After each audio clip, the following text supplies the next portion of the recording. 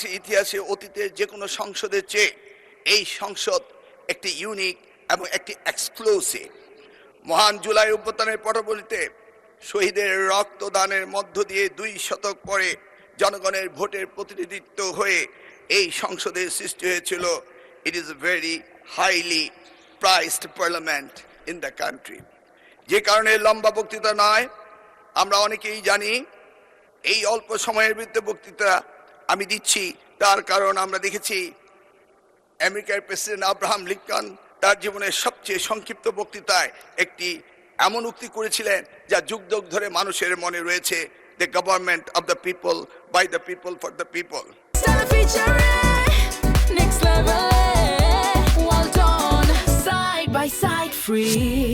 মাননীয় স্পিকার, এই মহান সংসদে আমি দাঁড়িয়ে আজকে আমার শিক্ষা ব্যবস্থার উপর দুটি কথা বলতে চাই। আমি দেখেছি শহীদ রাষ্ট্রপতি জিয়াউর রহমান মাত্র 16 দিনের জন্য তিনি শিক্ষামন্ত্রীর দায়িত্ব নিয়েছিলেন এবং তিনি এই শিক্ষার ব্যাপক পরিবর্তন এনেছিলেন। তারই পরে 1991 সালে দেশমাতা বেগম খালেদা যখন প্রধানমন্ত্রী হয়েছিলেন সেই সময়ে তিনি ব্যাপক পরিবর্তন করেছিলেন। নারী শিক্ষার বিপ্লব এনেছিলেন, শিক্ষকদের জন্য অবসর ভাতা এবং কল্যাণ ট্রাস্ট হতে শুরু করে সকল সুযোগের ব্যবস্থা করে দিয়েছিলেন। মাননীয় স্পিকার, আজকের এই প্রেক্ষাপটে আজকে আমাদের প্রধানমন্ত্রী তিনি নতুন ঘোষণা দিয়েছেন, 1 teacher 1 tab, free wifi, multimedia classroom হতে শুরু করে বিনামূল্যে স্কুলের ড্রেস এবং স্নাতক পর্যন্ত মেয়েদের উপবৃত্তির ব্যবস্থা, শিক্ষা খাতে মৌলিক বৈষম্য নিরসন এবং প্রাথমিক শিক্ষায় mid day meal, learning youth happiness হতে শুরু করে অসংখ্য, আমার এই স্বল্প সময়ে তা অসম্ভব নয় বলে আমি আর বাড়াচ্ছি না।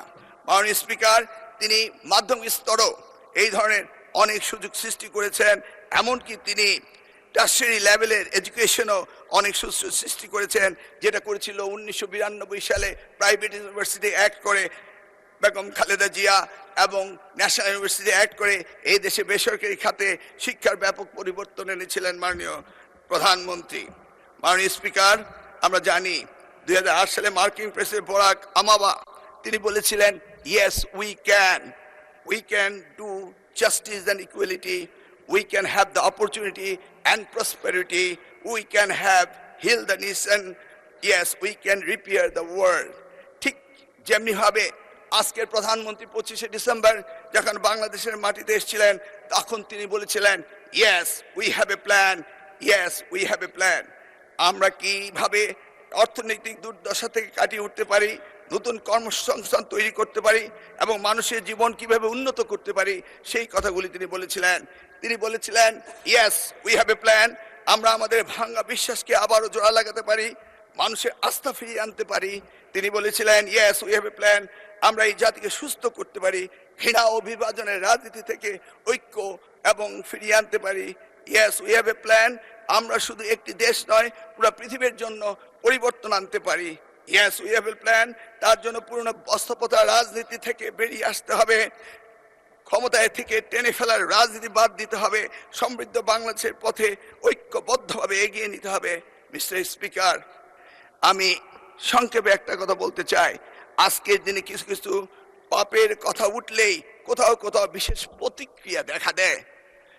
আমরা দেখেছি কারো কারো শরীরে জ্বালা ধরে, কিন্তু কেউ কেউ শুনতে না চাইলো। আমরা কি পাপের কথা ভুলে যাব? চাইলে কি সব ভুলে যায়? মিস্টার স্পিকার, আমরা সবাই জানি কিছু পাপ আছে যার কোনো ক্ষমা হয় না, যদিও না ক্ষতিগ্রস্তরা সেই ক্ষমা না করে দেন যেটা আমাদের পবিত্র কোরআন শরীফে রয়েছে। আমরা বাস্তবতায় অনেক সময় অনেক কিছু মেনে নেই, উপেক্ষা করি, হজম করি এবং কম্প্রোমাইজ করি, কিন্তু তাই বলে পাপ কি কখনো মুছে যায়? উত্তর একটাই, পাপ কখনো মুছে যায় না। সত্যটা হলো এই জাতির ইতিহাসে সবচেয়ে বড় পাপের ঘটনাটি ঘটেছিল 1971 সালে। 54 বছর পরও জাতি তা ভুলে যায়নি। তার প্রমাণ 2026 সালের 12 ফেব্রুয়ারি আজকের এই মহান সংসদে আমরা এসেছি। সুতরাং এই পাপের কথা আমরা ভুলে যাব না, বরং প্রজন্ম থেকে প্রজন্ম আমরা এই পাপের কথা বলেই যাব। মাননীয় স্পিকার, মিস্টার স্পিকার, পরিস্থিতি আমি যা বলে শেষ করব তা সারা দেশের আমার অতি আদরের সোনামণিদের জন্য বলবো, তাদের উদ্দেশ্যে বলবো, এই তোমরা কেমন আছো? লেখাপড়া করছো তো?